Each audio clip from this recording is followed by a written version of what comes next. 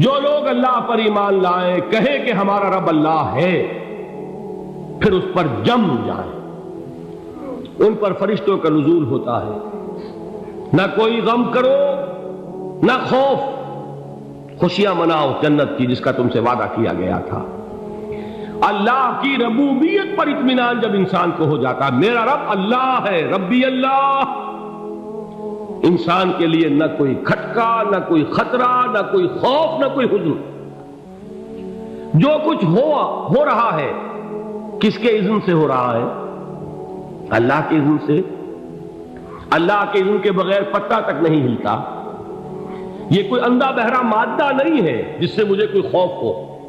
اندھا بھینسا چلا آ رہا ہو، اس سے تو ڈرنے کا ہر انسان کو ڈرنا چاہیے، نہ معلوم کس کو ٹکر مار دے۔ لیکن نہیں، اس کائنات کو چلانے والا ایک سمیع و بصیر خدا ہے، وہ جو میرا دوست ہے، میرا ولی ہے۔ اللہ ولی الذین آمنوا یخرجہم من الظلمات الی النور۔ اللہ اہل ایمان کا ولی ہے، ساتھی ہے، پشت پناہ ہے، مددگار ہے، حمایتی ہے۔ بتائیے جسے یقین ہو جائے کہ اللہ میرا مددگار، اللہ میرا محافظ، اللہ میرا پشت پناہ، اللہ میرا حمایتی، اس کے لیے کوئی خوف ہوگا؟ اس سے کوئی ڈر ہوگا؟ میں مثال دیا کرتا ہوں ایک بہت سادہ، پنجاب کے دیہات کی۔ تو بڑا چودھری ہے اور کوئی غریب کسان ہے۔ اس غریب کسان کے جانوروں کو ہر وقت اندیشہ ہوگا چوری کا، کوئی میری بھینس کھول کر نہ لے جائے، کوئی میرا بیل کھول کر نہ لے جائے۔ لیکن جس کے بارے میں یہ سب کو معلوم ہو کہ وہ جو بڑا چودھری ہے وہ اس کا دوست ہے، اس کی بچیا کو کوئی خوف ہوگا؟ اس کی بھینس پر کوئی ہاتھ ڈالے گا؟ اسے کوئی اندیشہ ہوگا؟ نہیں۔ کیوں؟ کہ وہ بڑا چودھری، بڑا اس کا یہاں کا سردار، جاگیردار، سب کو معلوم ہے وہ میرا دوست ہے، کوئی میرے خلاف اقدام نہیں کر سکتا۔ اس دنیا میں یہ چھوٹی سی بات اگر آپ کے دلی اطمینان اور سکون کا باعث بن سکتی ہے تو ذرا تصور کیجئے۔ میں لفظ تصور استعمال کروں گا صرف اس لیے کہ اس کا ہم جس کو کہتے ہیں ادراک اور شعور کر نہیں سکتے، اگر کے ساتھ کر سکتے۔ اگر یقین ہو کہ اللہ میرا مددگار اور یقین ہو کہ اللہ ہر آن میرے ساتھ ہے، پھر کوئی خوف؟ کس کا خوف؟ کوئی شے اللہ سے بالا تر ہے؟ کوئی قوت اس سے زیادہ طاقتور ہے؟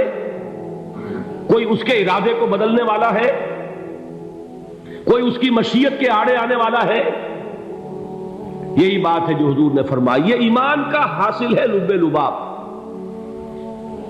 کہ دیکھو اچھی طرح اس بات کو ذہن نشین کر لو، اگر تمام انسان مل کر تمہیں کوئی نقصان پہنچانا چاہے نہیں پہنچا سکتے، مگر جو کچھ اللہ نے لکھ دیا ہو، اور تمام انسان مل کر تمہیں کوئی نفع پہنچانا چاہے نہیں پہنچا سکتے، مگر وہ شے جو اللہ نے طے کر دی۔ آپ پھر میں کہوں گا ذرا طاری کیجئے، اسے فرض کیجئے، اسے سوچئے۔ اگر اس حدیث پر ہمارا دل ٹھکا ہوا ہو تو کسی سے ڈر ہوگا؟ یہ مجھے نقصان نہ پہنچا دے، یہ میری رپورٹ خراب نہ کر دے، یہ میری انکریمنٹ نہ رکوا دے، یہ میرا یہ نہ بگاڑ دے، یہ میرے یہ نقصان نہ پہنچا دے۔ اس کا ڈر، اس کا ڈر، اس کا خوف، اس کی خوشامد، اس کے لیے جا کر طرح طرح سے اپنی عزت نفس کو ذلیل کروانا اس کے سامنے، یہ سب کچھ کیوں کرتا ہے انسان؟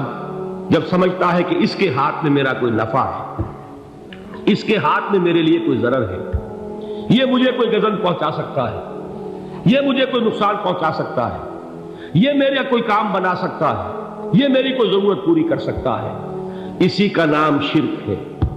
جہاں آپ نے یہ سمجھا کہ غیر اللہ کے اندر کوئی طاقت موجود ہے، وہی شرک ہے۔ بتوں سے تجھ کو امیدیں، خدا سے نو امیدی، مجھے بتا تو صحیح اور کافری کیا ہے؟ شرک تو یہ ہے۔ جس پر بھی تمہیں یہ خیال ہے، کلمہ ہے یہ کلمہ سوم، لا حول ولا قوت الا باللہ، ذرا اس پر دل کو کبھی اگر آپ تصور کریں، پھر فرض کریں، دل ٹھک جائے، اس پر کوئی طاقت نہیں۔ یہی بات تھی جو شیخ عبد القادر جیلانی رحمۃ اللہ علیہ نے اپنی وصیت میں اپنے بچے سے کہی. 11ویں دینے والے ہیں، لیکن حضرت شیخ عبد القادر جیلانی کی وصیت اور تعلیمات کو کتنے لوگ ہیں تم جانتے ہو؟ یہ جن مقامات تک پہنچے ہیں وہ کس چیز کی بدولت پہنچے؟ انہوں نے جو پیغام دیا وہ کیا تھا؟ اے میرے بچے، جس طریقے سے قرآن مجید میں حضرت لقمان کی نصیحتیں جو ہے نقل کر دی گئی ہیں، میں یہ عرض کروں گا بالفرض اگر قرآن حضرت عبد القادر جیلانی کے بعد نازل ہوا ہوتا تو شیخ عبد القادر کی یہ نصیحتیں بھی قرآن میں درج ہوتی. اتنی اونچی نصیحتیں ہیں. اے میرے بچے، اس حقیقت کو ذہن نشین کر لے، لا فاعل فی الحقیقت ولا مؤثر الا اللہ. اس کائنات میں نہ کوئی فاعل حقیقی ہے نہ مؤثر حقیقی ہے سوائے اللہ. کسی شے میں کوئی تاثیر نہیں اگر اللہ نہ چاہے. آگ جلا نہیں سکتی اگر اللہ نہ چاہے. پانی ڈبو نہیں سکتا اگر اللہ نہ چاہے. زہر ہلاک نہیں کر سکتا اگر اللہ نہ چاہے. کوئی چیز فائدہ نہیں پہنچا سکتی اگر اللہ نہ چاہے. تو در در پہ کیوں سر جھکاتے ہو؟ در در پر کیوں جبیں سائی کرتے ہو؟ سب کے سامنے کیوں ہاتھ پھیلاتے ہو؟ ایک اللہ سے مانگو. ایک اللہ کے سامنے زمین پر اپنی جبین رکھو. لا فاعل فی الحقیقت ولا مؤثر الا اللہ. نظر آتا ہے ہمیں کہ پانی پیاس بجھا دیتا ہے. پیاس بجھانے کی صلاحیت پانی میں نہیں ہے، اللہ کے اذن سے. کھانا بھوک مٹا دیتا ہے. بھوک مٹانے کی صلاحیت کھانے میں نہیں ہے، اذن رب میں. دیکھیے یہی یقین تھا. حضرت موسیٰ علیہ السلام کا واقعہ یاد کیجئے. سامنے سمندر آ گیا ہے. قوم دیکھتی ہے پیچھے کہ گرد و غبار کا طوفان. معلوم ہوا کہ فرعون اپنے لشکر سمیت آ گیا. لشکر جب چلتا تھا تیز رفتاری کے ساتھ تو گرد و غبار کا جو طوفان اٹھتا تھا اس کا تصور کیجیے. اور لمحہ بلمحہ وہ قریب آ رہا ہے. پوری قوم نے کیا کہا؟ اے موسیٰ انا لمدرکون. اے موسیٰ ہم کو پکڑے گئے. قرآن مجید میں تو یہاں وہ باتیں نہیں لکھی ہیں، لیکن تورات میں یہ درج ہے کہ بنی اسرائیل جھگڑنے لگے، دست و گریبان ہو گئے موسیٰ کے ساتھ. موسیٰ نے یہاں مروایا لا کر، اس سے تو ہم ہی بہتر تھے. وہاں کھانے کو ملتا تھا، زندگی تو تھی، بیگار ہم کر رہے تھے، موت تو نہیں تھی. اب جو کچھ ہوگا اس کا تصور کرو، جس طریقے سے ہمارے ٹکڑے اڑائے جائیں گے. تو لڑ رہے ہیں حضرت موسیٰ علیہ السلام سے. یہ تورات کی تفصیل ہے. قرآن میں صرف اتنا آیا ہے، پریشان ہو کر انہوں نے کہا انا لمدرکون. موسیٰ ہم کو پکڑے گئے. اس وقت موسیٰ کا جواب کیا ہے؟ کلا ان معی ربی سیہدین. نہیں، میرے ساتھ میرا رب ہے، وہ راستہ دے گا. بتائیے کہاں راستہ نظر آ رہا ہے؟ یہ ہے ایمان بالغیب. راستہ نظر نہ آئے تب اللہ پر یقین ایمان ہے. جیب میں پیسے ہوں اور تب دل کو اطمینان ہے تو ایمان کس پر ہوا؟ پیسے پر، اللہ پر نہیں. جب وسائل و ذرائع نہ ہو اور پھر یقین ہو کہ اللہ مسبب الاسباب ہے، وہ اسباب کا پابند نہیں ہے، وہ اسباب کا محتاج نہیں ہے، اسباب اس کے محتاج ہے. اگر یہ یقین ہے تو اللہ پر ایمان ہے. یہ نہیں ہے تو تمہارا ایمان اسباب پر ہے، وسائل پر ہے، ذرائع پر ہے، مادیات پر ہے، اللہ پر نہیں. اس وقت کہاں راستہ تھا؟ کوئی راستہ تھا؟ سمندر ہے اور ادھر سے لشکر آ گیا ہے. کلا ان معی ربی سیہدین. اب دیکھیے ایمان کہہ دینا آسان ہے، ہوا معکم اینما کنتم. جہاں کہیں بھی تم ہوتے ہو اللہ تمہارے ساتھ ہوتا ہے. لیکن اس کا یقین قائم ہو جائے تو زمین و آسمان کا فرق واقع ہو جائے. یہی بات ہوئی حضور کے ساتھ. غار ہے، چھپے ہوئے ہیں محمد رسول اللہ اور آپ کے وہ یار غار ابو بکر صدیق رضی اللہ تعالی عنہ. اقبال نے حضرت ابو بکر کی شان میں چند اشعار کہیں صرف، لیکن واقعہ یہ ہے کہ بھاری بھاری نظموں پر اور قصیدوں پر بھاری ہے. طویل ترین نظمیں اور قصیدے ہوں ان پر بھاری ہے. ہمتیں ابو بکر کی ہمت جو ہے کشت ملت را چو ابر، جیسے بارش سے کھیتی اپجتی ہے، ابو بکر کی ہمت اور عزیمت اس امت کو اسی طرح سینچنے والی ہے۔ ثانیے اسلام و غار و بدر و قبر، وہ دوسرے تھے اسلام میں، دوسرے پہلے کون تھے؟ انا اول المومنین، حضور فرماتے ہیں سب سے پہلا ایمان لانے والا میں، دوسرے ابو بکر۔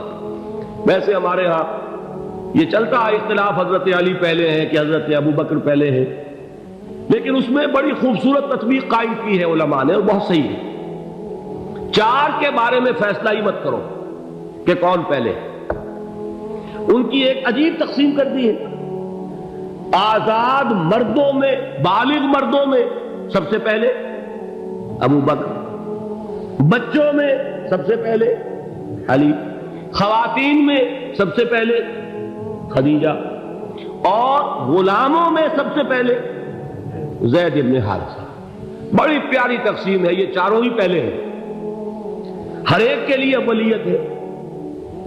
اور واقعہ یہ ہے کہ اگر زمانی اعتبار سے تعین ہوگا تو پہلے خدیجۃ الکبریٰ آئیں گی رضی اللہ تعالی عنہ، کسی اور سے بات کرنے کی نوبت بعد میں آ سکتی ہے، پہلے تو اہلیہ محترمہ سے بات ہوئی، آتے ہی پہلی وحی ہوئی ہے، ابھی تبلیغ کا حکم نہیں تھا، کس کو بتایا واقعہ؟ ابھی اپنی نبوت کی تبلیغ کا تو حکم ہی نہیں آیا، واقعہ کس کا ہے؟ وہ خدیجہ کا ہے۔ جب کہا ہے کہ خشیت علی نفسی، مجھے اپنی جان کا اندیشہ ہے، تو کیا جواب دیا خدیجہ نے رضی اللہ تعالی عنہا؟ وہ صدیقۃ الکبریٰ ہے، صدیقات جو ہے خواتین ان میں چوٹی پر خدیجۃ الکبریٰ ہے رضی اللہ تعالی عنہا، اور صدیق جو مرد ہیں ان میں صدیق اکبر ہے ابو بکر صدیق رضی اللہ تعالی عنہ، لیکن صدیقات میں چوٹی پر۔ جب حضور نے فرمایا خشیت علی نفسی، کیا فرمایا، کیا عرض کیا، کیسے تسلی دی؟ نہیں نہیں، اللہ آپ کو ضائع نہیں کرے گا، آپ غریبوں کے ہمدرد ہیں، آپ مساکین کے تکالیف رفع کرنے والے ہیں، آپ بیواؤں کی سرپرستی کرتے ہیں، آپ مسافروں کی خدمت کرتے ہیں، اللہ آپ کو ضائع نہیں کرے گا۔ یہ یقین ہے اس خاتون کے اندر۔ خیر وہ ایک علیحدہ بات ہو جائے گی۔ میرے دل پر حضرت خدیجہ رضی اللہ تعالیٰ عنہ کی شخصیت کا بڑا گہرا نقش ہے، جو وہ کوئی اور ہی وقت اور موقع ہوا تو بیان ہوگا۔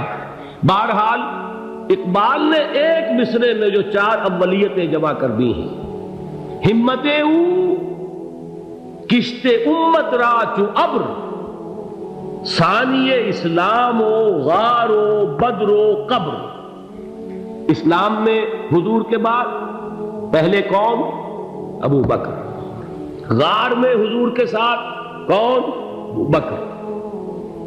بدر کی رات اللہ کا رسول سربسجود، وہ جھاڑ، وہ گھاس پھوس کی جو جھوپڑی بنائی گئی تھی، اور وہاں تلوار ننگی لے کر پہرا دینے والا کون؟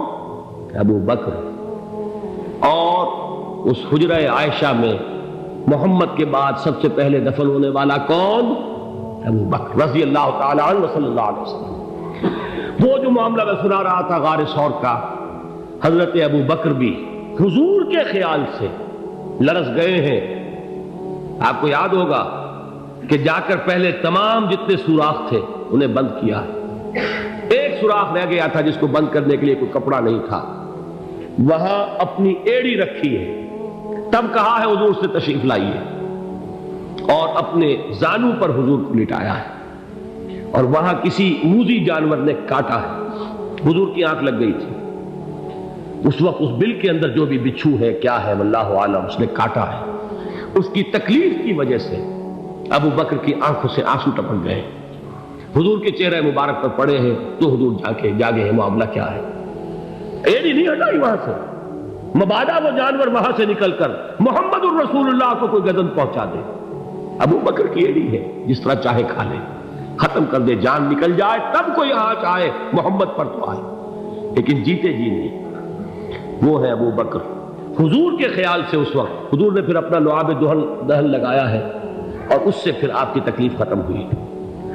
جیسے خیبر میں حضرت علی کی آنکھ دکھ رہی تھی، اس کو جو شفا حاصل ہوئی ہے وہ بھی حضور کے لعاب دہن سے ہوئی۔ تو بہرحال اس وقت انہوں نے کہا ہے کہ اے نبی یا رسول اللہ، اگر اس وقت ان میں سے کسی نے غیر ارادی طور پر بھی اپنے قدموں کی طرف جھانک لیا تو پکڑے جائیں گے۔ کیا جواب تھا اللہ کے رسول کا؟ لا تحزن ان اللہ معنا، اللہ ہمارے ساتھ ہے، کیوں گھبراتے ہو ابو بکر؟ یہ ہے ایمان باللہ، میرا مالک اللہ، میرا رازق اللہ، میرا محافظ اللہ، میرا مددگار اللہ، میرا پشت پناہ اللہ، میرا دوست اللہ۔ یہ دوستی ہے اللہ کی جو لب لباب ہے، حاصل ہے ایمان کا، اسی کا نام ولایت ہے۔ اولیاء اللہ کے سروں پر سینگ نہیں ہوتے، جس کے دل میں ایمان راسخ ہو چکا ہو وہی اللہ کا ولی ہے، جسے اللہ پر یقین ہو چکا ہے وہی اللہ کا ولی ہے، جسے یقین ہے اللہ میرے ساتھ ہے، میرا مددگار، میرا پشت پناہ، میرا ساتھی، میرا دوست، میرا محبوب، میرا محب۔ اللہ اہل ایمان سے محبت کرتا ہے۔ واللہ یحب الصادقین، ان اللہ یحب الذین یقاتلون فی سبیلہ صفا کانہم بنیان مرصوص۔ اللہ محبت کرنے والا، اہل ایمان محبوب، اور اہل ایمان محبت کرنے والے اللہ محبوب۔ والذین آمنوا اشد حبا للہ۔